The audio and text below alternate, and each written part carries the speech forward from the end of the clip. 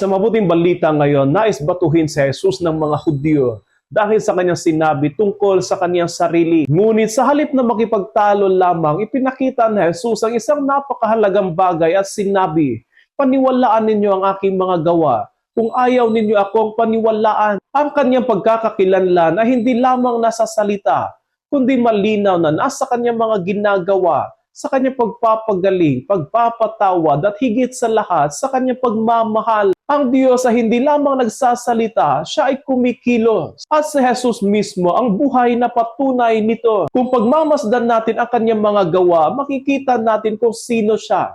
Isang Diyos na nagliligtas, nagmamahal, at nagbibigay buhay. Ito ang hamon sa atin ngayon. Hindi sapat na sabihing naniniwala tayo kay Kristo kung ang ating buhay ay hindi nagpapakita nito. Ang ating pananampalataya ay dapat makita sa ating mga gawa, sa kabutihan natin, sa ating pagpapatawad, sa ating katapatan, at sa ating pagmamahal sa kapwa. Sapagkat tulad na Jesus, ang ating mga gawa ay nagiging patotoo ng ating pananampalataya at ng ating sinasampalatayanan. Paanyaya sa atin ngayon ng mabuting balita na maging buhay na patotoo ng ating pananampalataya. Kung tunay tayong sumasampalataya kay Kristo, makikita siya sa ating mga gawa. At sa pamamagitan nito, ang iba ay makakakita rin at sasampalataya sa Kanya. Sapagkat ang pananampalatayang isinasabuhay ang siyang pinakamalakas na patunay ng presensya ng Diyos sa ating mundo at sa ating buhay.